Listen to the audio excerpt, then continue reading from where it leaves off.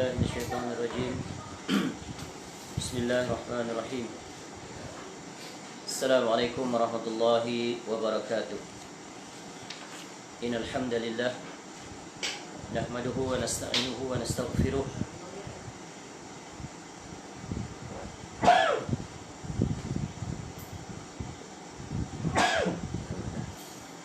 ونعوذ بالله من شرور أنفسنا ومن سيئات أعمالنا.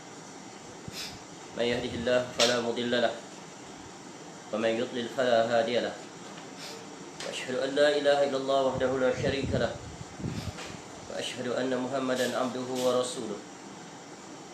يا أيها الذين آمنوا اتقوا الله حق تقاته ولا تموتن إلا وأنتم مسلمون. يا أيها الناس اتقوا ربكم الذي خلقكم من نفس واحدة وخلق منها زوجها وبث منهما رجالا كثيرا ونساء واتقوا الله الذي تساءلون به والأرحام إن الله كان عليكم رقيبا. يا أيها الذين آمنوا اتقوا الله وقولوا قولا سديدا يصلح لكم أعمالكم ويغفر لكم ذنوبكم ومن يطع الله ورسوله فقد فاز فوزا عظيما. أما بعد فإن أصدق الحديث كتاب الله وخير الهدي هدي محمد صلى الله عليه وسلم وشر الأمور محدثاتها وكل محدثة بدعة وكل بدعة ضلالة وكل ضلالة في النار. اللهم إنا نسألك علما نافعا. Ya Allah, kami memohon kepada Kau ilmu yang bermanfaat, warizqan thayyibah dan rezeki yang baik, wa amalan mutaqabbala dan amal yang diterima. Alhamdulillah, kita bersyukur pada Allah Subhanahu Wa Taala dapat kita bertemu pada malam ini, pada malam Jumaat, hari yang mulia, Sayyidul Ayyam. Dapat kita kembali duduk di dalam majlis ilmu untuk kita mengambil faedah daripada kitab yang bertajuk Amalan Sunnah Setahun Menurut Al-Quran dan As-Sunnah, disusun oleh Ustaz Yazid bin Abdul Qadir Jawas Hafizahullahu Ta'ala, untuk menyambung perbahasan tentang bab yang pertama di bawah tajuk prinsip-prinsip setiap Muslim dalam mengisi aktiviti hari demi hari. Keseharian seorang mukmin itu hendaklah dia berjalan di atas prinsip-prinsip ini, iaitu di mana Al-Ustaz Hafizahullah Ta'ala telah menyenaraikan 9 prinsip penting yang wajib diketahui dan dijalani oleh setiap Muslim dalam setiap harinya. Ya. Dan kita memasuki prinsip yang ke-5 pada muka surat 39, iaitu prinsip yang seterusnya yang hendaklah dipegangi oleh seorang Muslim pada kesehariannya, jadi dalam aktivitinya, iaitu bertawakal kepada Allah Ta'ala. Dan kita mengetahui bahawa tawakal adalah merupakan salah satu daripada amalan hati. Tawakal bermaksud ketergantungan hati, ya, seseorang hamba kepada Rabb-Nya secara sempurna. Dan tawakal merupakan salah satu ibadah yang sangat agung, dan dia tidak boleh dipalingkan selain hanya kepada Allah Ta'ala. Dan ia menunjukkan benar ya, imannya seseorang dalam seluruh aktiviti hariannya. Apa saja yang dia buat, semuanya dia bergantung kepada Allah Subhanahu Wa Ta'ala. Baik, kita lihat apa kata Al-Ustaz Hafizahullah pada prinsip yang kelima ini, iaitu tawakal kepada Allah Ta'ala. Hendaklah setiap Muslim mengisi aktiviti hari-harinya dengan hati yang sentiasa bertawakal kepada Allah Ta'ala, sebab tawakal atau akan mendatangkan rezeki. Ya, rezeki. Dan jangan kita ingat rezeki itu hanya daripada wang ringgit, tak. Rezeki itu yang paling utama adalah rezeki Allah tetapkan kita di atas hidayah, iman dan takwa kepada Allah. Rezeki itu Allah berikan kita keberkahan usia, masa dapat dimanfaatkan sebaik mungkin. Rezeki itu Allah kurniakan kita dapat melihat, dapat mendengar, ya, dapat melakukan ketaatan, dapat menikmati makanan, dapat menghirup udara bersih, ya, dapat bernafas dengan selesa, dikurniakan kesihatan, dan tak terhitung banyaknya rezeki kurniaan Allah Ta'ala Yang mana rezeki itu merupakan nikmat Allah yang Allah kurniakan kepada hamba-hambanya. Dan hendaklah kita memperbanyakkan syukur kepada Allah di atas nikmat kurniaan Allah Ta'ala itu. Ya, dari sahabat Umar bin Al-Khattab radhiyallahu an, bahawa dia mendengar Rasulullah sallallahu alaihi wasallam bersabda, "Lau annakum tatawakkaluna 'ala Allahi haqqa tawakkuli la razaqakum kama yarzuqut tayra ta'zu ta'zu khimasan ta'du khimasan wa taruhu bitana." Andai kata kamu bertawakal kepada Allah dengan sebenar-benarnya, Allahi haqqa tawakkuli, dengan sebenar-benar tawakal, niscaya Allah akan memberi rezeki. Ya, la razaqakum kama yarzuqut tayr. Ya, seperti mana Allah Taala memberi rezeki pada burung. Ya. Taghdu khimasan. Mereka pergi pada pagi hari dengan perut kosong. Wa taruhu bitana. Dan mereka pulang pada petang hari dalam keadaan perut kenyang. Ini adalah pelajaran yang sangat penting, yang jika kita melihat setiap hari, utamanya kita tinggal di kampung umpamanya, kita akan nampak burung-burung keluar di awal pagi. Ya, begitu ceria, begitu aktif dengan kicauannya. Kalau burung-burung kecil, ya, tempatnya terhad di sekitar sekeliling rumah kita. Kalau burung-burung yang besar berkawanan, terbang meninggalkan sarangnya jauh, sesayup mata memandang, kemudian hilang daripada pandangan. Awal keluarnya dalam keadaan lapar, kemudian kembali, ya, sebelum waktu maghrib dah balik. Cuba lihat burung-burung seperti burung gagak, ya, burung-burung lainnya banyak menetap di bandar, terutamanya kita lihat di kawasan-kawasan R&R plus highway. Ya, ada pohon banyak di situ. Kita lihat waktu maghrib penuh dengan burung-burung mengambil posisi dan tempat masing-masing untuk istirahat sepanjang malam setelah siang harinya bekerja mencari rezeki. Ya, pengajaran yang penting betapa haiwan sendiri mereka tidak berpangku berpeluk tubuh menanti rezeki datang kepadanya. Mereka berusaha, kemudian mereka bertawakal kepada Allah. Maka ini sungguh satu pengajaran yang besar. Al-Imam Ibn Rajab Al-Hambali rahimahullah menjelaskan, hadis ini adalah dasar atau asas di dalam bertawakal. Hal itu juga termasuk di antara sebab yang paling besar dalam meraih rezeki. Ya, jadi hadis ini menjelaskan tentang betapa besarnya faedah yang diambil pelajaran daripada kisah burung ini. Ya. Sehingga dalam hadis yang lain Nabi SAW juga menyebutkan, yadkhulul jannata aqwamun afidatuhum mislu afidatit tayr. Akan masuk syurga orang-orang yang hati mereka seperti hati burung. Ya, hadis riwayat Muslim. Kenapa? Hati burung adalah tawakalnya 100% kepada Rabbnya. Dan di antara orang-orang yang memasuki syurga tanpa hisab, ya, dalam hadis tentang syafaat, yaitu salah satunya adalah mereka bertawakal kepada Allah. Ada 3 ciri masuk syurga tanpa hisab, yaitu tidak melakukan tatayur, tidak menggunakan kaedah al-kai, besi panas dalam rawatan, ya, tidak ya, meminta untuk diru'yah. Mereka bertawakal kepada Allah sepenuhnya. Dan orang seperti ini memiliki keistimewaan yang sangat tinggi dan dekat di sisi Allah. Berkata Al-Imam Munawi rahimahullah, burung itu pergi di pagi hari dalam keadaan perut lapar dan kembali di petang hari dalam keadaan perut kenyang. Akan tetapi usaha, sebab itu bukanlah yang memberi rezeki. Yang memberi rezeki adalah Allah Ta'ala. Ya, usaha itu adalah ya, sebab, ya, salah satu jalan. Berusaha dituntut, ya, namun berusaha bukan mutlak akan meraih apa yang kita inginkan. Kerana yang mutlak memberi rezeki itu adalah Allah Ta'ala. Berapa banyak orang yang bekerja keras siang malam, tapi apa yang dia dapat sangat sedikit. Kadang-kadang langsung tak dapat apa-apa.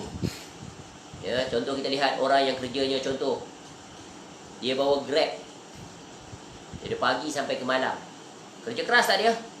Kerja keras. Awal lepas subuh sudah keluar dia, pulang di tengah malam. Bahkan kadang-kadang tak pulang-pulang ke rumah. Ya, dalam keadaan seperti ini sekarang, sulit, susah. Nak dapat penumpang pun tersangat sulit. Kadang-kadang dalam satu hari langsung tiada pendapatan. Ya, dengan melihat situasi itu maka bersyukur kita kepada Allah. Sebab itu Nabi SAW mengajar kepada kita, dalam urusan dunia perhatilah keadaan yang lebih rendah daripada kita. Susah-susah kita ada lagi orang yang lebih susah. Ya, ingat kaedah itu. Maka dengan itu kita akan bersyukur kepada Allah Subhanahu Wa Taala. Jadi dalam Islam, Islam mengajar kita untuk berusaha, kemudian kita bertawakal kepada Allah.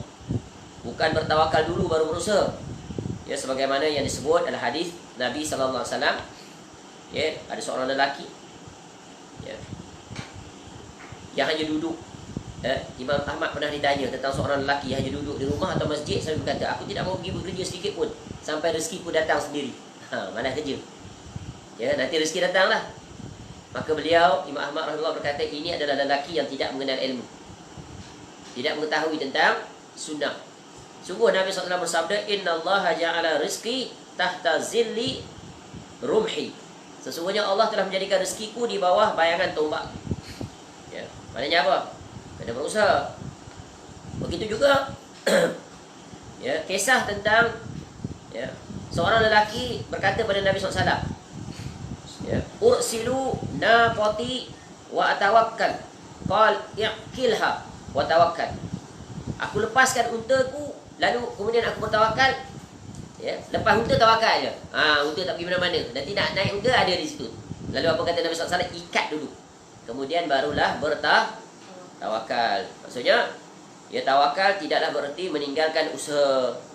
Maka usaha adalah merupakan salah satu jalan. Tapi usaha bukan semestinya menjamin apa yang ingin kita raih. Ya, kerana ya, kemuncaknya adalah bergantung kepada kehendak Allah untuk mengurniakan atau tidak. Baik. Jadi, ini adalah prinsip yang kelima yang hendaknya seorang Muslim berjalan. Apa saja kerja buatnya, hendaklah dia bergantung kepada Allah Subhanahu Wa Taala. Yang penting dia berusaha, ya, semampu mungkin. Kemudian dia bertawakal dan dia berdoa kepada Allah. Ya. Cuba lihat situasi ini. Ya. Ada dua orang bersaudara di masa Nabi SAW. Salah seorang daripadanya mendatangi Nabi SAW, sedangkan saudara yang seorang lagi bekerja mencari rezeki. Dua adik-beradik, seorang bekerja, seorang tak bekerja. Ya, saudaranya yang bekerja itu datang bertemu Nabi SAW dan mengadukan tentang perihal saudaranya yang tidak bekerja pada Nabi SAW. Mendengar itu, Nabi SAW pun bersabda, ya, barangkali engkau diberi rezeki kerana dia itu. Ya, barangkali engkau diberi rezeki kerana dia. Dia tak bekerja, kamu bekerja. Dia mengadu. Ya, aku saja kerja seorang. Adik atau abang aku tak nak kerja. Ya. Lalu Nabi SAW mengatakan apa? La'allaka turzaku bih. Ya, barangkali engkau diberi rezeki kerana dia itu. Sebab apa? Kadang-kadang rezeki kita bukan datang melalui kita semata-mata. Seorang suami, dia seorang saja bekerja. Isteri duduk di rumah, menjaga rumah tangganya. Ya. Orang lain semua kebanyakannya suami isteri bekerja. Ya, tapi dilihat secara kehidupan seolah-olah ya, dia itu lebih lagi pada orang yang bekerja suami isteri. Ada tak begitu? Banyak kita jumpa demikian kan? Masya Allah. Ya, barangkali sesuai dengan hadis ini. Asbab isterinya tidak bekerja, ya, kemudian dia berdoa kepada Allah, menjaga kesolehannya, menjaga dirinya, maka dengan itu Allah datangkan keberkahan, Allah datangkan rezeki kepadanya. Jadi jangan risau, rezeki itu Allah telah jamin bagi kita. Ya, jadi jangan risau, jangan khawatir.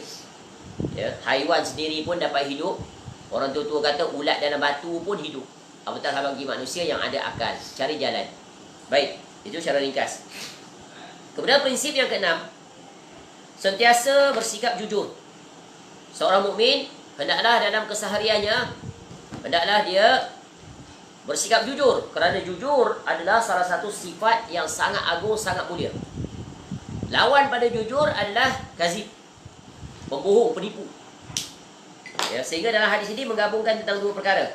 Alaikum bisidqi, fa inna sirqa yahdi ilal bir, wa innal birra yahdi ilal jannah. Ya. Wa ma yazalur rajulu yasduqu wa yataharras sirqa hatta yuktaba indallahi siddiqa. Hendaklah kamu selalu berlaku jujur. Ini perintah siapa ni? Nabi SAW. Kerana Nabi SAW adalah di antara gelaran kepada Nabi SAW apa?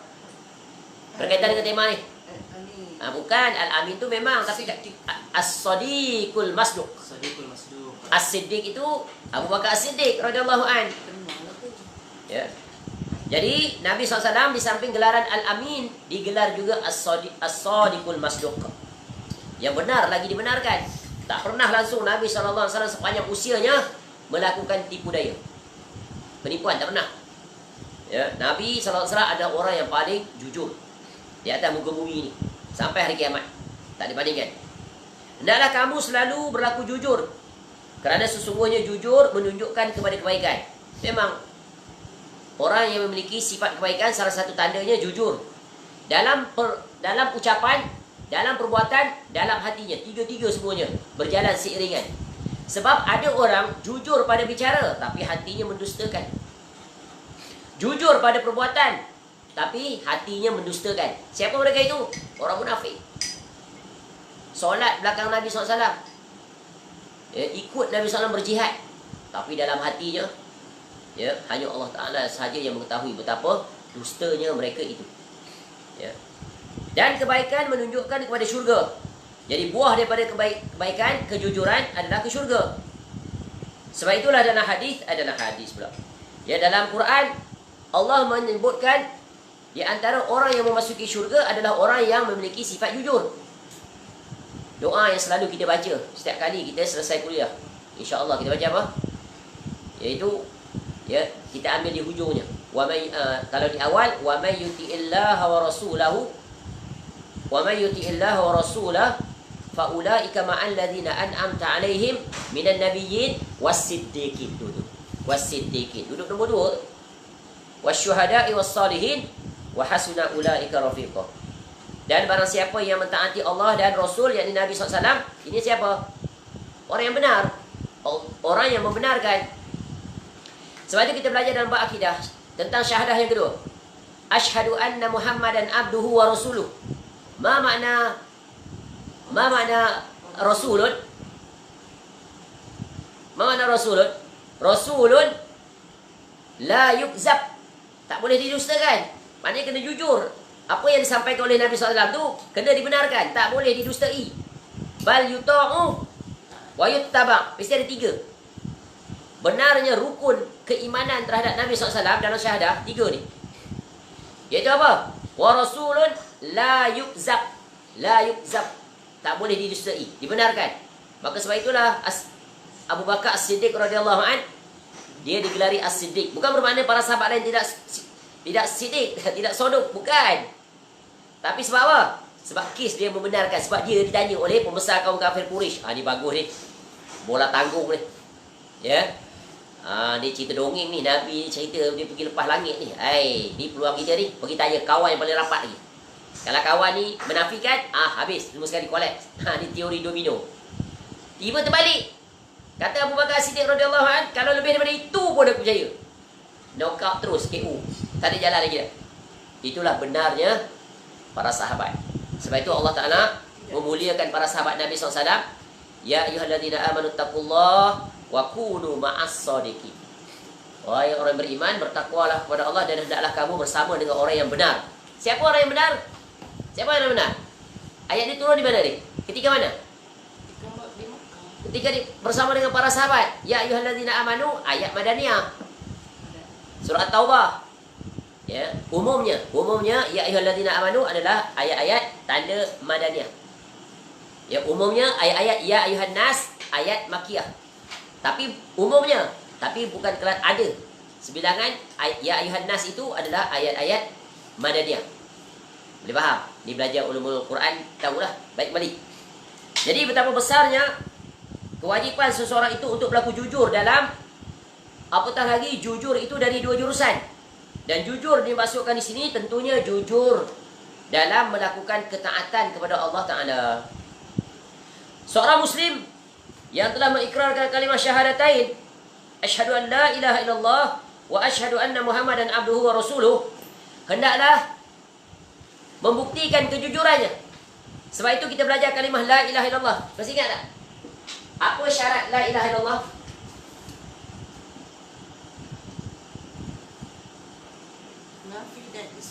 Nafi dan isbat tu rukun, syarat. Ada berapa syarat? 7. 7. Bagus. 1, 2, 3, 4, 5, 6, 7. Apa syarat pertama? Mula-mula. Pas. Al-ikhlas. Ikhlas. Ilmu. Yakin. Yakin. Al-inqiyad. Tunduk. Al-mahabbah. Ya, lagi. As-sidqu. Membenarkan. Ada lagi satu. Jujur. Nampak tak? Jujur. Jujur ni. Ni nampak? Jujur asal. Dia membenarkan. Ada tak? Al-iqyad, al-mahabbah, yakin, ilmu. Qabul. Salah. Dia membenarkan jujur lah. As-sidqu. Qabul. Qabul menerima. Terima. Nampak? Jadi, jujur salah satu syarat kalimah la ilaha illallah. Dan jujur juga adalah syarat kepada syahadah yang kedua. Muhammadan abduhu dan seterusnya itu apa? Salah satu tadi. Rasulun la yukzab. La yukzab. Tak boleh didustai. Lawan pada dusta apa? Jujur. Masya-Allah. Besar tak? Ya. Jadi jadilah orang yang jujur. Nak jadi orang yang jujur sedang tak? Paling sulit. Sebab apa? Hadis Nabi SAW yang satu ni menjadi timbangan. Apa timbangan dia? Kata Nabi SAW, kafa bil mar'i kaziban an yuhaddisa bi kulli ma sami'a. Translate. Syakir. Kafa bil mar'i kaziban. Kafa bil mar'i, cukup bagi seorang itu digelar pendusta. Kaziban an yuhaddisa bi kulli ma sami'a. Iaitu dia menceritakan atau menyampaikan semua apa yang dia dengar. Baik, mumtaz. Inqiyad tu dia maksudnya. Inqiyad tunduk, patuh, menyerah diri.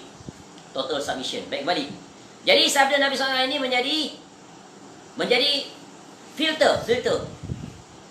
Betapa susahnya nak jadi orang yang jujur.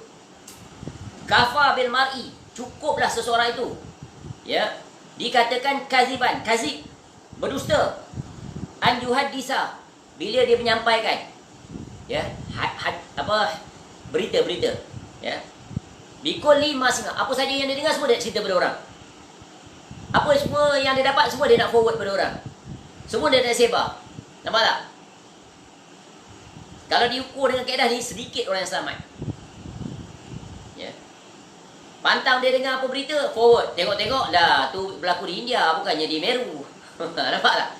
Pendusta dia. Kalau dalam hadis, jatuh dia. Pendusta. Terus hadis tu jadi apa? Jadi do'if terus. Do'if berat. Langsung tak boleh terima. Langsung tak boleh jadi hujah. Situ kalau benar boleh kan? Kalau benar boleh kan? Kalau berita tu benar soalnya. Sebab itu, dikaitkan dengan kaedah lagi. Kaedah Allah sebut dalam Quran. Ya ayyuhallazina amanu in ja'akum fasikum binaba'in fatabayyanu. Ni kembali. Ni kaedah nak menyebarkan berita supaya jangan jatuh pada orang yang dusta. Apa kaedahnya? In ja'akum fasikum binaba'in fatabayyanu. First, check and recheck. Di informasi berita dapat. Apa mula-mula nak buat? Check and recheck. Confirm dulu. Risap apa? Risap. Oh, ini terus. Betul. Benda betul. Ini adalah apa? Kabar palsu. Berita palsu. Seperti hadisul if tu. Berita palsu. So, stop dah kat sini. Kalau betul, bukan boleh disebarkan lagi. Betul. Nanti dulu, cek dulu. Boleh sebar ke tak? Cek lagi. Ada manfaat ke tidak? Kalau ada manfaat, atau benda ni kalau disebarkan datangkan mudarat. Bukan semua berita yang betul kalau disebar datangkan manfaat, bukan. Takut nanti salah faham. Salah faham. Boleh berlaku. Jadi kita timbang dulu manfaat dan mudarat. Sebab ada berita tu hanya sesuai untuk orang tertentu, tak sesuai untuk orang lain. Jadi bukan asal. Terutamanya hal yang berkaitan dengan agama. Yang banyak sekarang tersebar apa? Berkaitan dengan agama, amal ibadah, buat itu, buat ini. Ya, amal itu, amal ini. Barang siapa yang menyebarkan ni dan dia batil, dia memang pendusta. Kalau benda tu betul tapi ada mudarat pun termasuk dalam orang yang kazib. Sebab itu be careful. Perkara yang jelas yang termasuk dalam dusta ni perkara kebaikan, memang terang dan jelas lah. Tak ada langsung dah di situ syubhat. Macam apa? Kita tahu majlis agama ni, kuliah ni, ustaz ni memang dia boleh dipercayai. Mengajarnya ya betul-betul menyampaikan qala Allah wa qala Rasul di atas pendapat para ulama yang mutabar, terang, jelas, sahih dan soreh. Baru kita adab kuliah ni. Tapi kalau tengok-tengok ustaz tu mengajak, menyeru kepada kebidahan, perkara-perkara yang tidak ada dalam agama, kita boleh sebar masuk dalam ni. Boleh faham? Dia bukan senang ni. Ya, sebab itu belajarlah untuk jadi orang yang jujur. Seorang tak akan jadi jujur kalau dia tak jadikan Al-Quran dan hadis sebagai penapis, sebagai filter. Jadi sebab itu dia kena menguasai ilmu itu. Sebab itu syarat tu di situ kita dah belajar. Barang siapa yang benar pemahamannya terhadap syahadatain la ilaha illallah Muhammad Rasulullah, insya-Allah dia kurang terjatuh ke dalam kesalahan. Maka tahap dia berada pada yang dianggap dusta tu kecil. Jangan jadi seperti orang yang bermudah-mudah dalam bab menerima berita. Pak Antam dapat apa? Semua dia nak share. Tengok-tengok dia palsu. Ya. Tengok-tengok berita palsu. Ya, apatah lagi berita-berita yang mendatangkan mudarat, yang berbentuk adu domba, fitnah. Lagi semangat dia. Ya, masya-Allah. Ingat ni. Sebab tu Nabi SAW sebut apa? La yadkhulul jannah qattat. Hadis pendek. Ya, tidak akan masuk syurga para qattat, pengadu domba. Ya, terutamanya hal yang berkaitan dengan politik. Oh, sedap dia bagi komentar. Dia taruh cukup-cukup. Dia rapat sampai ke lantai. Tak bagi peluang. Siap. Itu termasuk dalam orang yang kazib. Baik. Ya, berusahalah semoga Allah menjadikan kita orang yang jujur, jujur pada lisan, jujur pada perbuatan, jujur pada hati. Baik, yang ketujuh, iaitu larangan berbuat zalim. Setiap muslim dan muslimah tidak boleh mengisi hari-harinya dengan berbuat zalim. Baik itu zalim pada dirinya sendiri, seperti membuat syirik pada Allah Azza wa Jalla yang merupakan dosa besar, terbatal seluruh amalnya, kecuali dia bertaubat sebelum dia mati. Dia berbuat bid'ah, tengok ranking nombor 2 setelah syirik. Jadi bid'ah bukan perkara kecil. Jadi jangan malu, jangan takut nak menyampaikan hal berkaitan peringatan Nabi SAW tentang bid'ah. Kerana yang menyampaikannya adalah Nabi SAW. Kita cuma menyampaikan dan mengingatkan. Ni bukan perkara kecil, bukan small matter, ni big matter. Ya. Sebab apa? Bid'ah mensyariatkan sesuatu yang dia tidak berhak untuk berbuat demikian. Kerana mensyariatkan sesuatu dalam jurusan agama adalah milik Allah Ta'ala.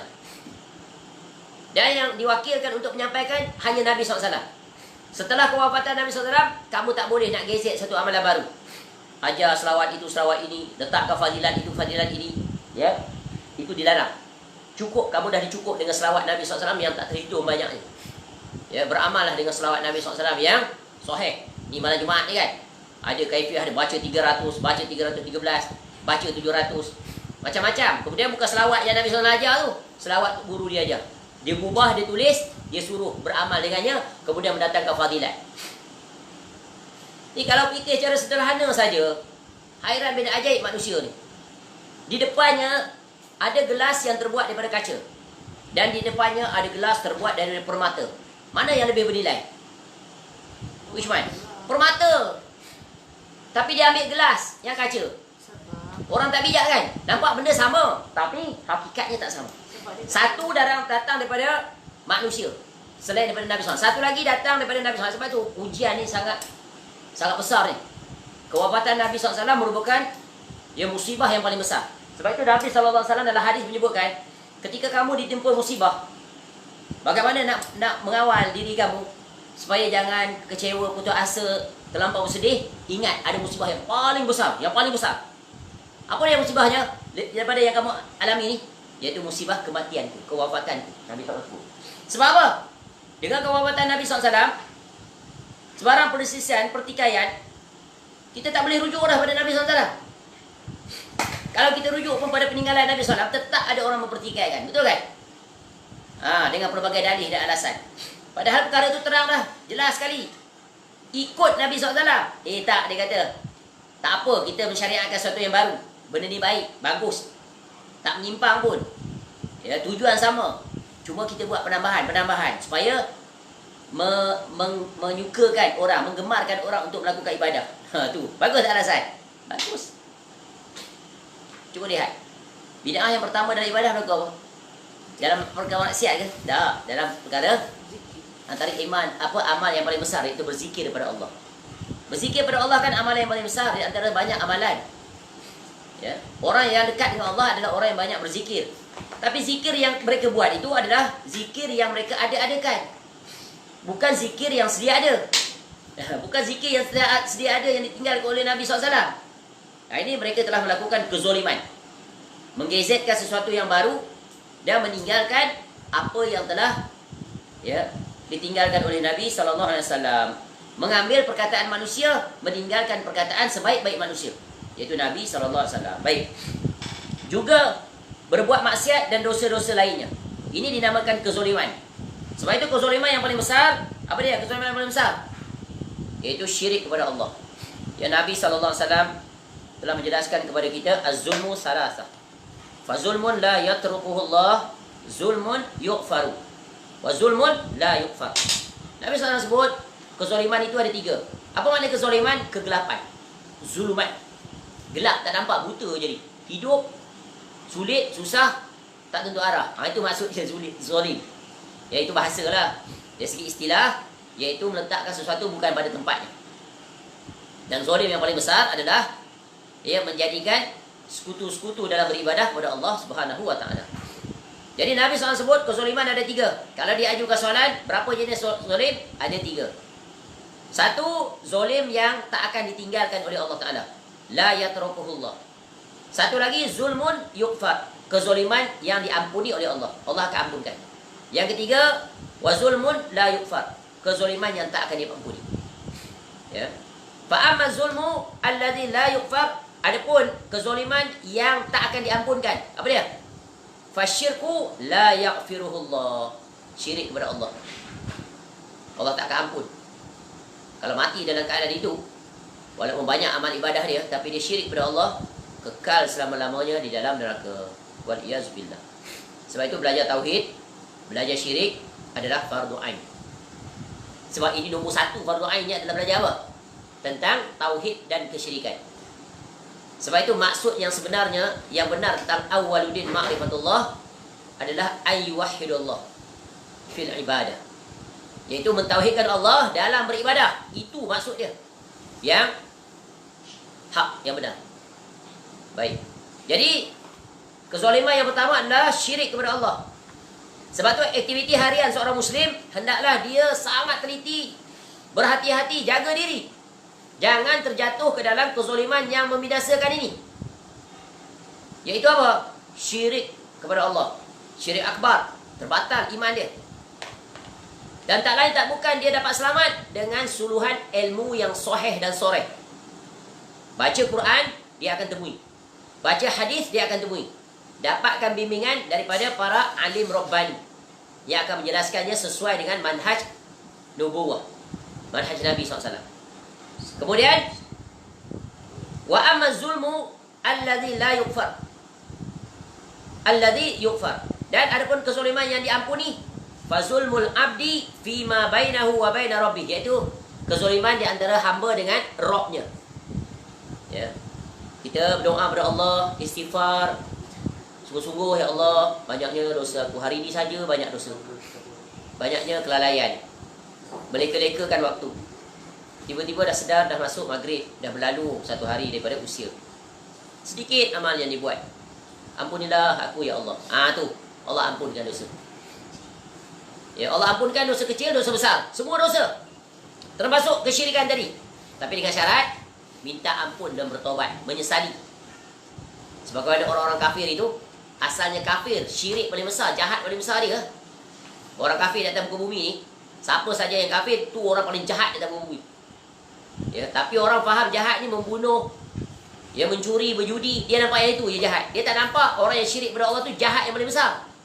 Inna syirk kala zulmun azim. Ya.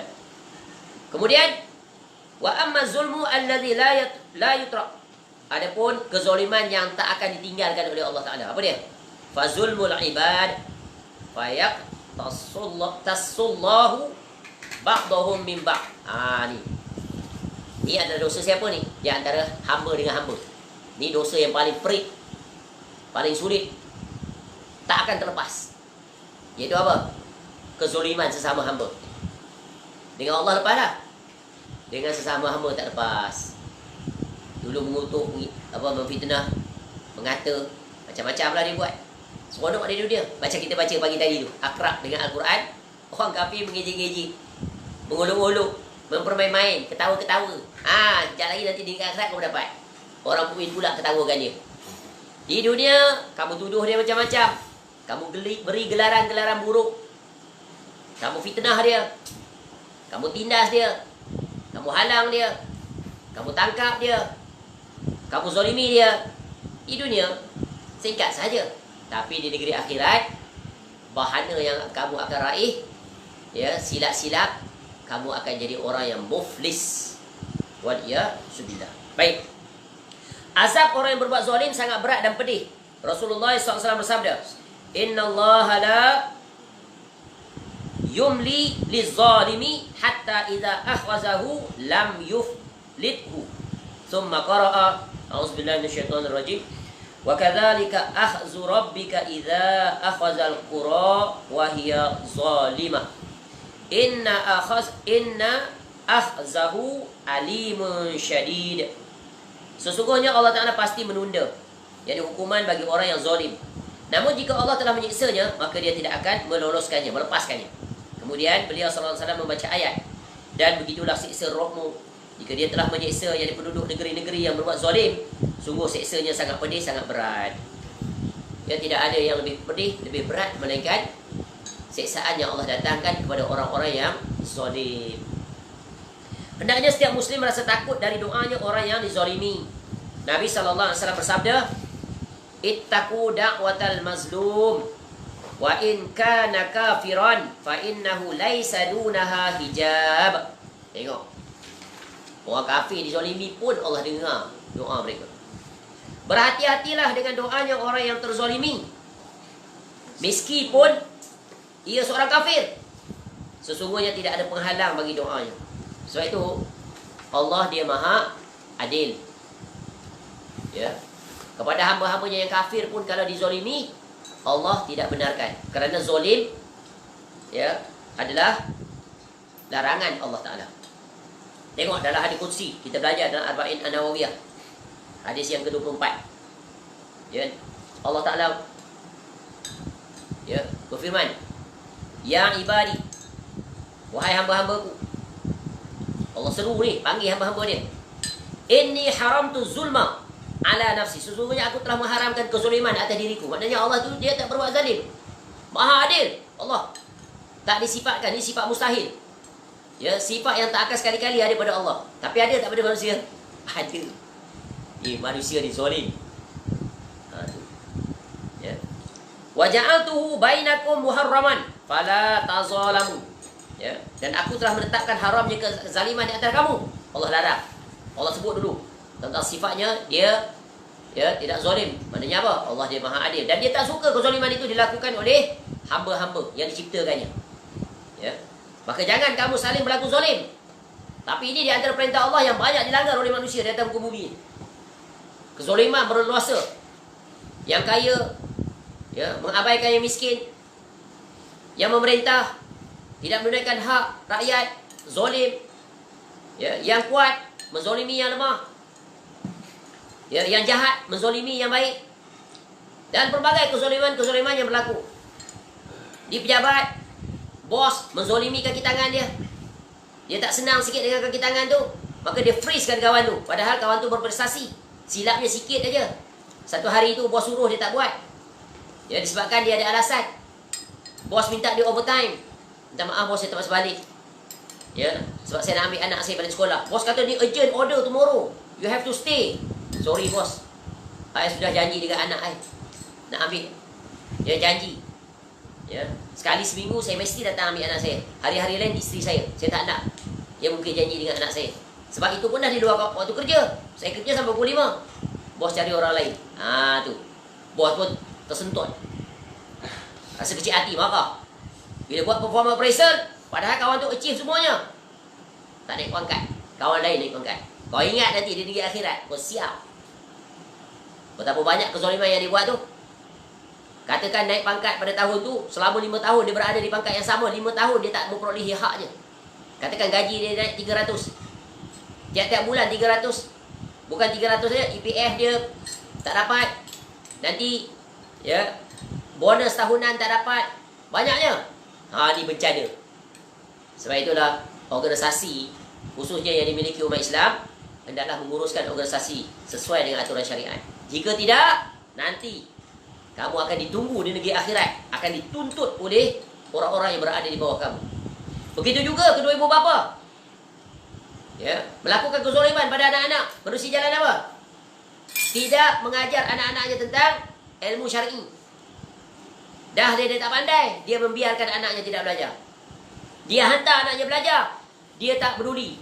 Dia tak ambil tahu, dia lepas tangan aja, mengharapkan anaknya belajar di sekolah agama. Padahal kalau dicek, anaknya faham pun tidak, hafal pun tidak tentang solat, baca tunggang langgar. Zalim tak tu? Zalim. Nanti siapa yang akan tuntut? Siapa yang akan tuntut? Anak-anak dia nanti. Jadi ingat, sebab itu kewajipan kedua ibu bapa wajib mendidik anak-anak. Tak mampu hantar kepada orang, keluarkan RM1. Dalam urusan dunia sanggup. Ya. Tuition berapa ni? Satu subjek, maths 100 sebulan. Sains berapa? 100 sebulan. Semua subjek ni nak skor A semua SPM. Nah, 500 sebulan. Oh, dia steady je. Keluar 500. Keep the change. Tak nak minta diskaun.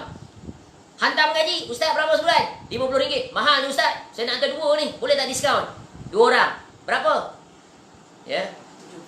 70 ustaz dia kata. Ustaz kurang sikit lagi boleh tak? 50 lah. Tak payahlah. Kalau tak faham juga bahasa tu, memang tak cerdik sungguh. Tapi orang ada seperti tu. Buat bodoh, buat dono aja. Selama dia. Tapi dalam urusan dunia, tak ada je. Cambridge, belajar Inggeris, Cambridge 3 bulan, 1,500, 3 anak. Rasa canggih ya. Konon canggih. Inilah manusia. Zalim tak dia? Zalim. Kalau nak bahas sebab ni, zalim banyak sekali. Ya, semoga Allah menjaga kita daripada kezaliman. Sebab itu tengok, Nabi SAW sebut, berhati-hati dengan doa orang yang terzalimi. Betapa banyak orang yang dizalimi, tak bersalah, dihubankan ke dalam penjara. Terpisah dengan anak isteri. Ya, bertahun-tahun dia. Banyak tak orang ternaik seperti itu? Banyak. Sebab itu kalau nak cari keadilan di dunia, sulit. Keadilan hanya ada di mahkamah Allah, Rabbul Jalil, Maliki Yaumiddin. Maka bersabarlah. Setiap kita akan diuji. Ya, dan kita mohon kepada Allah agar terjauhi daripada perbuatan kezaliman manusia. Sebab itu Nabi SAW ajar kita doa keluar rumah kan, agar terlindung daripada kezaliman. Betul kan? Tu ada doa dia. Doa keluar rumah, baca doa itu. Ya, agar jangan dizalimi dan jangan menzalimi. Ya, ingat. Ya, di antara doa orang yang zalim, kena zalim, iaitu tak ada hijab. Cuba lihat dalam ungkapan syair ni, masya-Allah, indah syair ni. Dia kata apa? La tazlimanna idza ma kunta muqtadiran. Ya. Fazulmu akhiruhu ya'tika bin nada. Janganlah kamu berbuat zalim. Jangan sekali-kali hidup di dunia ni berbuat zalim. Jika kamu berkuasa, ada kuasa zalim. Ya, zalim macam tadi, duduk kat pejabat dia jadi ketua. Dia panggil geng dia je masuk kerja. Panggil suku sakat dia, Aswabiah kuat. Pergi ke tempat dia, pejabat dia semua geng dia je. Satu negeri dia je, majoriti. Nampak? Berlaku ni. Realiti ni pengalaman. Ya, sama Islam. Tak patut buat demikian. Patut mengikut merit, kerayakan. Tak. Kawan-kawan dia yang satu aliran dengan dia, semua duduk situ. Masya Allah. Ya. Tadi kita sebut dalam organisasi, patut kawan tu layak naik pangkat. Dia tahannya, dia halangnya. Bahkan dia cari jalan macam mana orang tu berhenti. Punya jahat sampai tahap tu. Ya, tak boleh cara tu. Dia bebankan kawan tu dengan pelbagai kerja. Member dia tu subordinate kamcing dengan dia. Duk santai-santai je masuk pejabat, duk main FB je kerja. Masya Allah. Ingat ni, ya, di dunia kau berlepas, di akhirat tak cukup tanah lah istilahnya orang tu kata. Nak lari ke mana?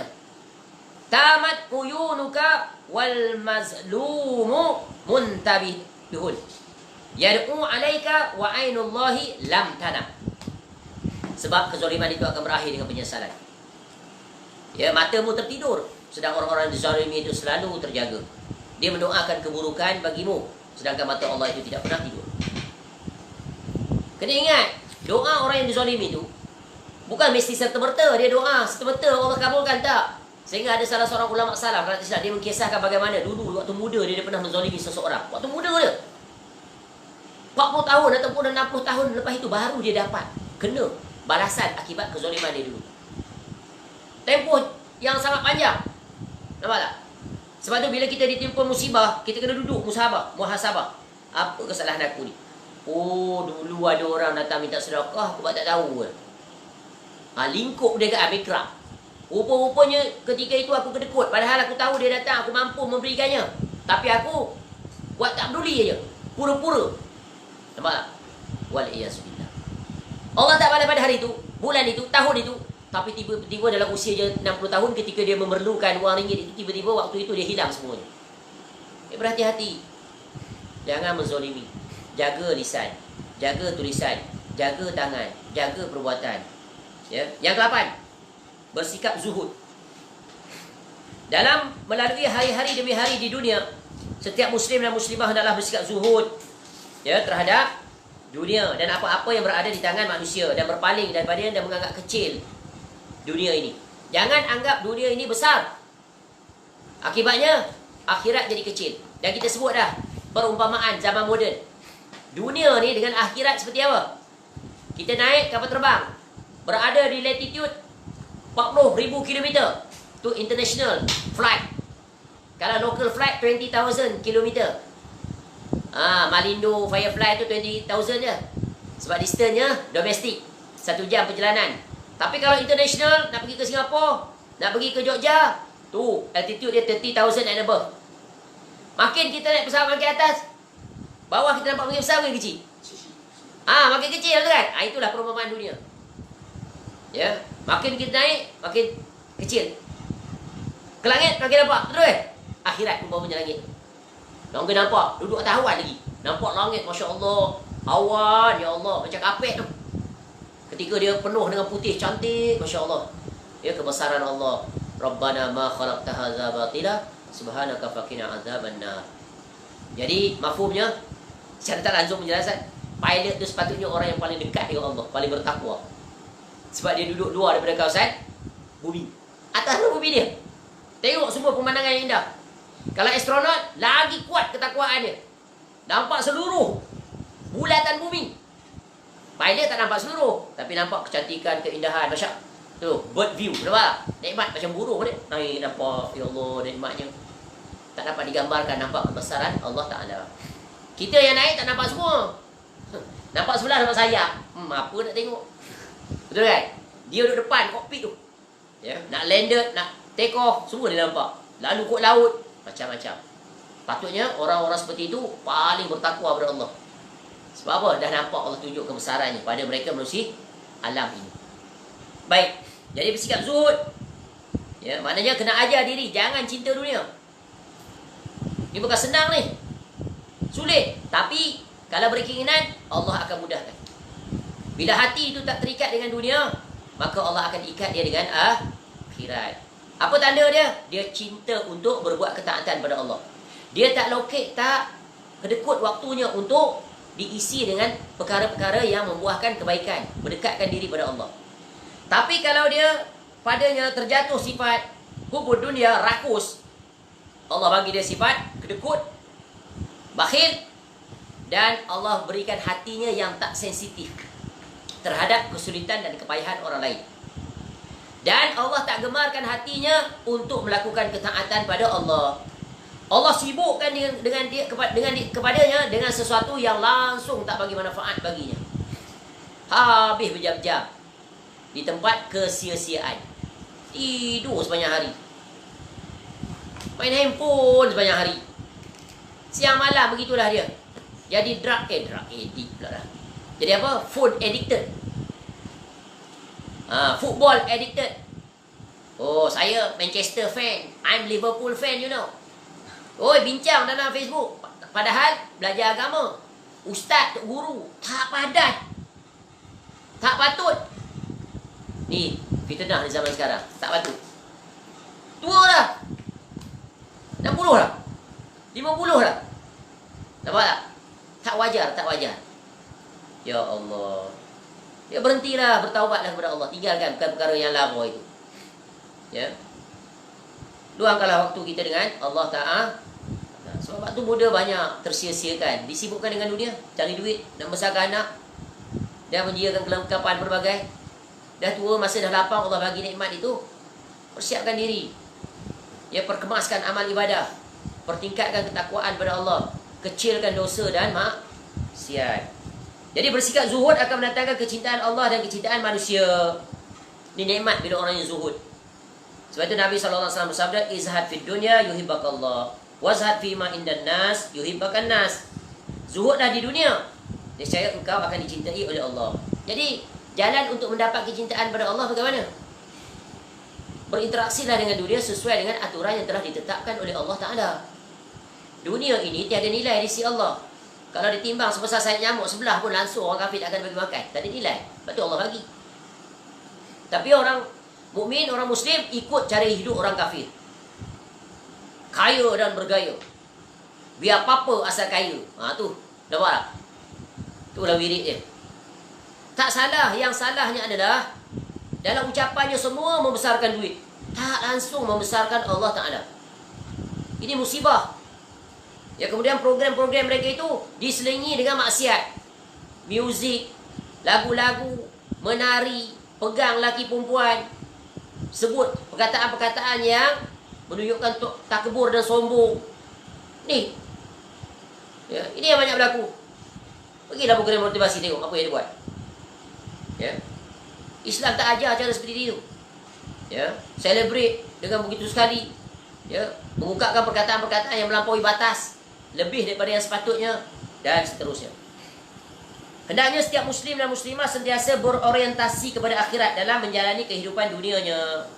Nabi SAW bersabda, man kanatid dunya hammah. Orang siapa yang menjadikan dunia itu sebagai tujuan utama dia, yang paling utama, hammah. Ya, benda penting bagi dia. Nombor satu lah, prioriti dia. Farrakallahu alaihi amrah. Ya, maka Allah akan mencerai-beraikan urusan dia. Sibuk manja, siang malam sibuk. Kesana kemari. Hidup tertentu harap. Ya, apa yang dia raih? Sedikit saja. Sehingga Nabi SAW menjawab apa?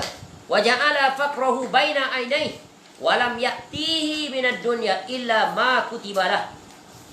Ya.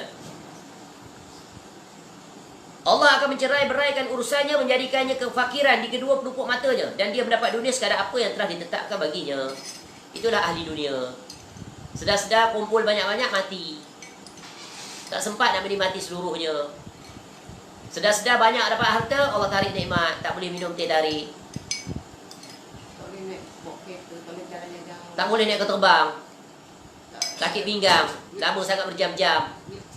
Asyik duduk atas wheelchair. Macam-macam. Allah itu nak menunjukkan tanda-tanda tu supaya kita ingat kembali pada dia. Tanda-tanda tu nak ingat. Lupakanlah. Ya, kamu ni terlalu hubung dunia.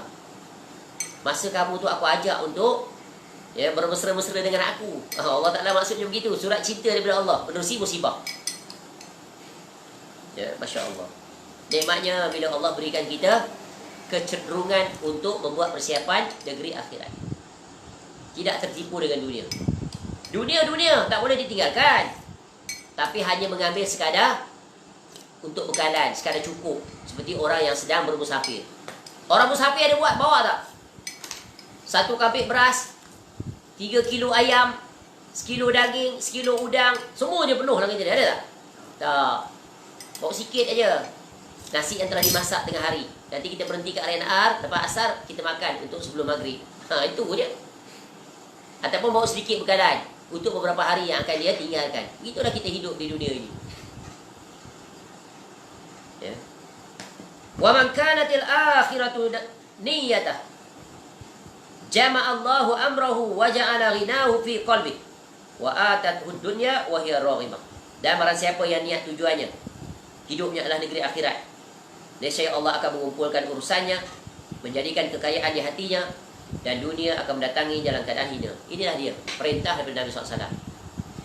Letakkan akhirat sebagai keutamaan, dan kita berjalan menujunya dengan melaksanakan pelantikan yang telah dirangka oleh Allah Ta'ala kepada kita.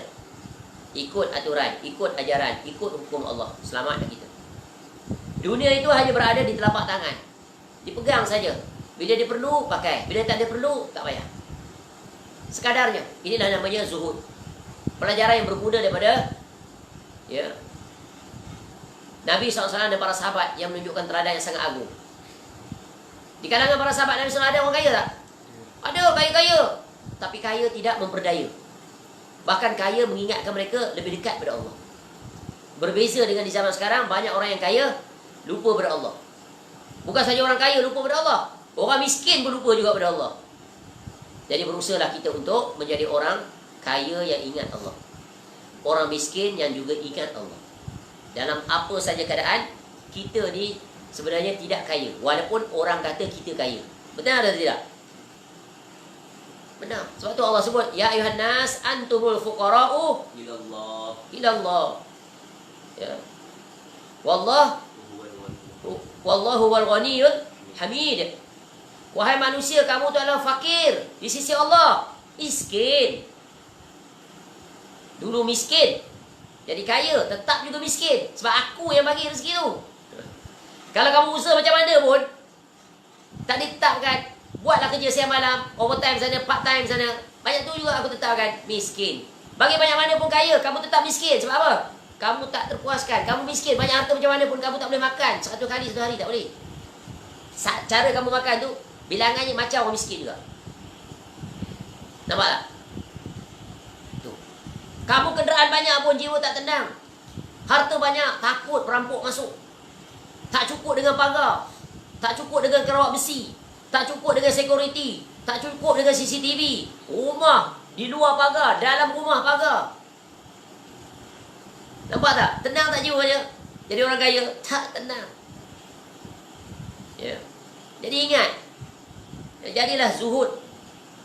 Kita nak simpan harta banyak-banyak, tak yakin. Oh, ni saya kerja siang malam ni, saya risau anak saya nanti kalau saya mati, anak saya tak ada rezeki. Fikir apa ke depan? Fikir sekarang, rezeki tu Allah akan bagi. Allah janji dalam Quran. Allah jaga orang-orang yang soleh, Allah pasti akan beri. Tadi burung tadi tu, tak sekolah dia, tak masuk universiti dia, tak pergi seminar ke sana kemari, tak. Tapi tetap generasi daripada generasi sampai sekarang berkembang biak ni.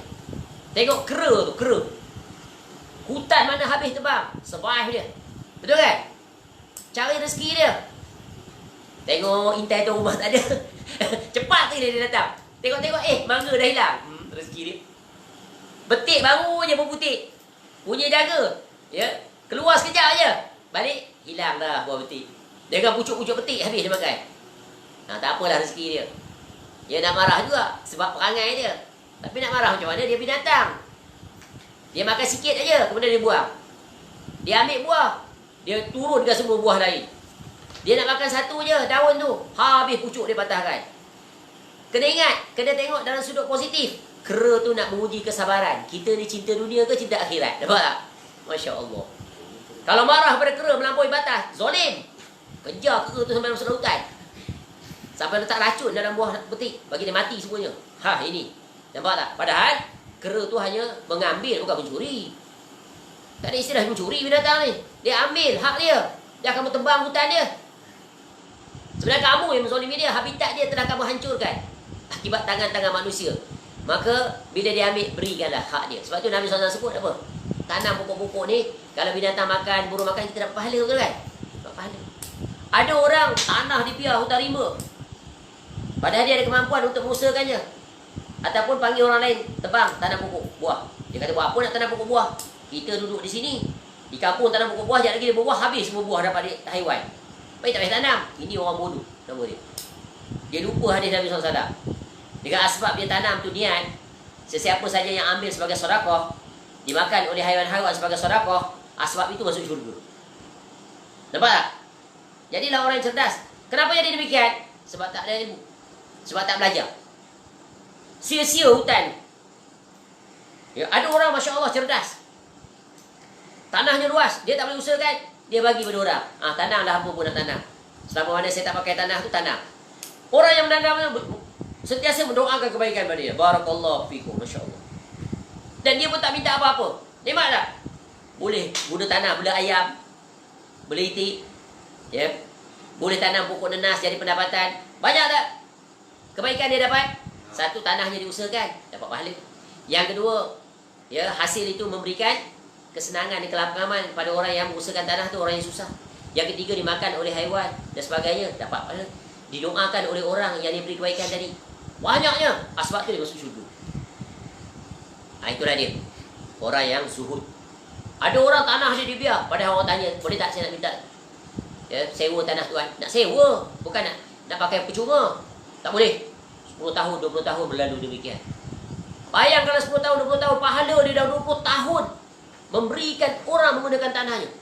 Tak ada rugi 1 sen pun, tak luak langsung tanah dia. Tak berkurang pun tanah dia. Nampak tak? Bertambah pahala dia, tapi tak nampak. Tamak, haluba. Ya, dibiar begitu. Ni jalan nak dapat pahala bukan payah, senang saja. Sebab tu orang tua-tua dulu, ya, mereka menanam pokok-pokok, kalau dia ikut ukurannya, mereka tak sempat. Tapi mereka walaupun tak belajar tinggi tahu dapat pahala. Nampak tak? Mereka buat itu didasari atas dasar untuk menarik pahala, bukan menarik laba. Bukan. Esok 20 hari ada jual aku jadi jutawan. Tak, orang tua tak fikir begitu. Dia tanam tu, ya, untuk meraih pahala. Nanti anak dia, ya, ada lagi ingatan balik kampung, berkumpul adik-beradik, ada dusun, boleh kita sembang, boleh makan, ingat jasa mak ayah kita. Orang tua-tua tanam, bukan ni nak pergi jual. Tengok orang tua-tua, bila buah-buah durian berbuah di kampung-kampung, dia buat apa? Mula-mula buah durian luruh, ya, hantar ke surau, hantar ke masjid, makan durian buah-buah. Ataupun dibuat durian, masak apa?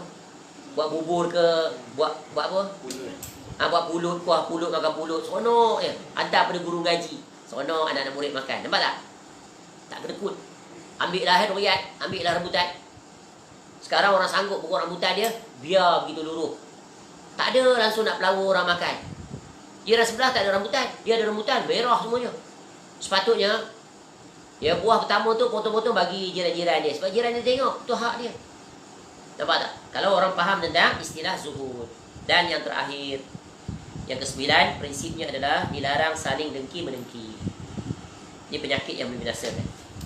Kerana dia adalah penyakit yang membinasakan iblis dan ahlul kitab.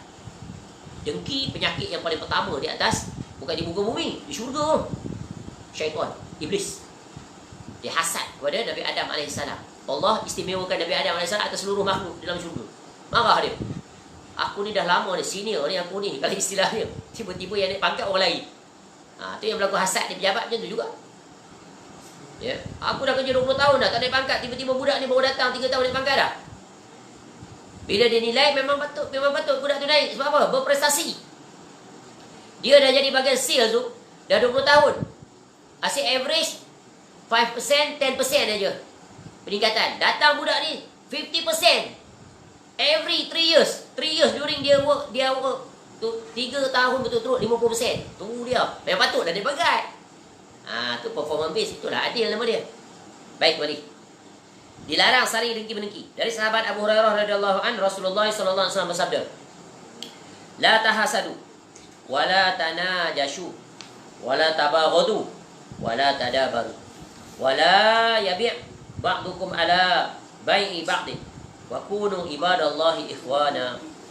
Janganlah kamu saling dengki-menengki. Ini larangan keras, ya, daripada Nabi SAW. Kemudian apa kata Nabi SAW lagi? Jangan saling najash, ya, iaitu intip-intip. Jangan saling membenci, jangan saling membelakangi, dan janganlah kalian membeli barang yang ditawarkan yang sedang ditawar oleh orang lain. Jadilah kamu hamba-hamba yang bersaudara. Jadi keyword dia nak tengok, nak fokus dia apa? Tentang larangan hasad. Ya, kerana apa? Hasad adalah penyakit yang sangat membinasakan. Ya, sebagaimana yang telah kita sebut tadi lah. Ya, perbahasan tentang hasad ini, ya, dalam bab tazkiyatun nafs kita akan belajar, kita akan jumpa. Supaya jangan sekali-kali seseorang itu memiliki sifat hasad. Apa makna hasad? Berasa tidak suka, benci terhadap orang lain yang dikurniakan nikmat. Dia tak boleh tengok orang senang sikit. Dia tak boleh tengok orang pandai pada dia. Dia tak boleh tengok orang popular sikit pada dia. Dia tak boleh tengok orang kaya, orang bergaya lebih pada dia. Segala-gala dia tak boleh melebihi dia. Tu dia penyakit. Tak suka tu. Tak suka je. Belum lagi biasanya hasad tu akan diiringi dengan tindakan. Betul kan? Dia akan cari jalan macam mana nikmat yang ada pada orang tu hilang. Dia cari jalan. Itu yang orang kita tu kadang-kadang dikenali sebagai PhD. Penyakit hasad dengki. Tak boleh tengok orang maju sikit berniaga, dia boleh cari jalan ni. Macam mana nak memburuk-burukkan. Tak boleh cara mudah, cara payah. Sampai membawa kepada kesyirikan. Pakai sihir. Kalau cara sekarang ni memburukkan produk orang lain, berusia apa? Apa? Medsos. Macam-macam. Ya, ini banyak kita lihat. Ya, hasad juga dikenali dengki. Dia beradik dah tu. Ya, itu dosa yang pertama. Maksiat yang pertama yang dilakukan oleh makhluk ciptaan Allah iaitu iblis. Hasad terhadap Adam AS. Ya. Dan hasad adalah penyakit hati yang sangat parah dan racun yang amat mematikan, yang membinasakan pelakunya. Dan hasad ini sering kali memang potensi kebarangkalan dia tinggi untuk membawa kezoliman kepada orang yang dihasadnya. Dan hasad yang paling mudah adalah menerusi mata. Itu dah dipanggil pandangan mata. Hasad menerusi ain. Tengok saya dengan pandangan begitu. Ada diiringi dengan niat. Sebab tu Nabi SAW menyebutkan bab ini. Sungguh berbahaya. Niatnya apa? Ya, dia niat barangkali. Niat tak guna punya orang. Tu. Tanya banyak sangat, beli tidak? Tu dalam hati dia. Sebab tu kita kena perisai. Sebab tu Nabi SAW ajar dah perisai ni. Keluar rumah nak baca apa, supaya selamat. Dan ini banyak berlaku tanpa disedari. Ya, sehingga kadang kita ada penyakit malas, kita tak tahu puncanya. Kenapa lah aku ni malas sangat ni? Dah buat macam-macam usaha. Kenapa anak aku ni menangis? Tadi sihat aja keluar. Balik-balik menangis, tak berhenti-berhenti dia. Siapa? Nak kata kembung? Tidak. Makan salah? Tidak. Tapi kenapa menangis? Tu. Ada orang, dulu dia pandai, cerdas di sekolah, tiba-tiba jadi murung, malas. Kita dia tak ada kerja lain dah. Dia kena buat tanda orang, kena sihir. Nanti dulu. Tukar baik. Ingat tu Nabi SAW terangkan apa? Ni mula-mula mesti tengok pintu pertama ni. Pintu ain. Cek. Tadi keluar. Ada tak jumpa dengan sesiapa? Ada tak tengok seseorang dengan pandangan tertentu? Ada tak orang tengok kita dengan pandangan tertentu? Atau diiringi dengan perkataan? Sebab tu Nabi SAW ajar kita bila lihat sesuatu, mesti diiringi dengan dua perkara. Satu, tengok dengan apa? Dengan memuji. Mesti sebut tengok budak comel kan. Sebab tu bahayanya bergambar ni. Upload gambar. Tak kira budak orang tua, letak gambar. Kalau orang pandang dengan hasad, niat, qadarullah, Allah takdir dan jadi, maka kita terkena pandangan berbisa, menerusi ain. Kena rawat. Ya, sulit dia kadang-kadang tak sembuh sampai mati. Tak tahu punca. Nampak? Dan Nabi SAW ajar doa-doa ru'yah. Dan kita belajar dah dulu dalam bab tahurun insya-Allah. Ya, hafal hadis dia. Terutamanya anak-anak kecil. Dia sering terkena penyakit ain, menangis. Ya, dan pelbagai lagi. Baca-baca alhamdulillah serta-merta sembuh. Ya, mandikan dia, bacakan dia. Kalau tahu punca lagi senang. Tapi punca sulitlah, kita tak tahu tu kan. Ini pengalaman masing-masing ada pengalaman. Bila diusut kenapalah aku kena ni pelik-pelik ajaib ni. Macam mana tiba-tiba ni. Ya, sampai melecur kaki dan sebagainya. Teringat rupanya tadi masuk kedai tu. Tawar-tawar tak jadi. Si kedai tengok macam marah dengan pandangan marah. Serta-merta berlaku. Masya Allah. Ini adalah kebenaran yang hak. Baik. Jadi dilarang dengki berdengki. Kerana dengki adalah perkara yang sangat membinasakan. Ya, kerana dengki adalah perkara yang menyebabkan orang-orang Yahudi mendapat kutukan daripada Allah. Iblis kekal selama-lamanya di dalam neraka. Ya. Namun ada hasad yang dibenarkan. Ya. Ada hasad yang dibenarkan. Dalam dua perkara je hasad dibenarkan. Itu sebenarnya bukan hasad dari segi bahasa je. Tapi ini adalah, kalau dalam bahasa hasad, maksudnya Yang dipanggil iaitu munafasah. Munafasah dipanggil. Maksudnya begini. Nabi SAW pernah bersabda, Nabi dah, la hasada illa fi isnatain. Ya, ada dua saja perkara hasad yang dibenarkan. Dua keadaan. Yaitu rajulun atahu Allahu malan fasullita ala halakatihi fil haqq. Wa rajulun atahu Allahu al-hikmah fa huwa yaqdi biha wa yu'allimuha. Tidak ada hasad kecuali terhadap dua orang. Ini saja hasad yang disyariatkan, yang dibenarkan. Apa dia? Seorang yang Allah beri harta lalu dia menggunakan harta itu di jalan kebenaran. Kita tengok, ya Allah, dia seorang yang pemurah, ada harta, suka bersedekah ke sana kemari. Aku jealous lah dengan dia. Banyaknya kebaikan dia buat. Aku kalau boleh nak macam dia juga. Tu. Atau seorang lagi siapa? Iaitu seorang yang Allah berikan hikmah ilmu. Lalu dia memutuskan perkara dengannya, mengamalkannya dan mengajarkannya. Kita ada kawan kan? Tengok, Masya Allah. Dia jadi orang alim, mengajar ke sana kemari, mendidik umat, banyak pahala. Ya, kalau aku jadi macam dia pun bagusnya. Dapat pahala dia, niat macam tu. Ya. Itu benda yang boleh. Tapi dengan syarat, hasad itu tidak diiringi dengan perbuatan yang menghilangkan apa yang ada pada dia. Tu hasad yang terlarang. Dengki. Kaya, bersedekah dia cari jalan macam mana nak memburukkan kawan tu.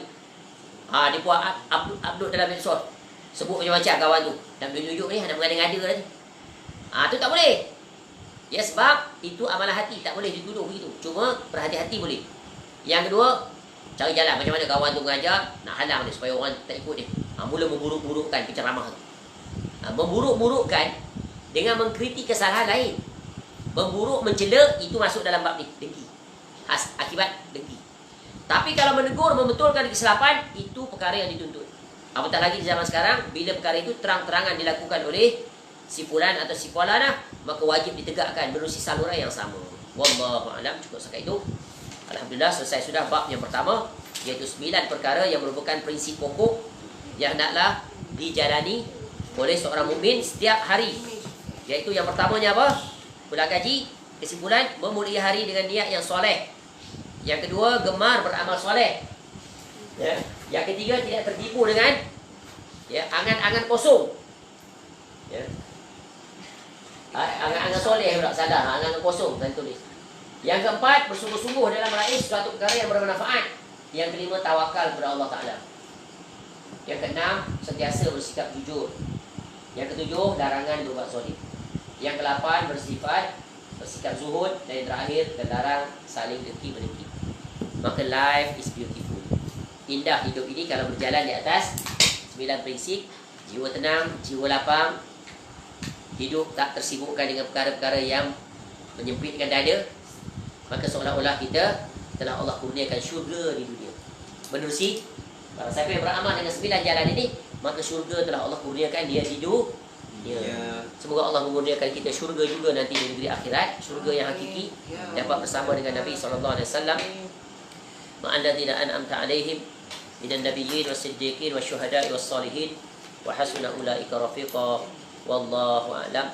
Subhanakallahumma wa bihamdika asyhadu an la ilaha illa anta astaghfiruka wa atubu ilaik. Sallallahu ala nabiyyina Muhammad wa ala alihi washabbihi wasallam.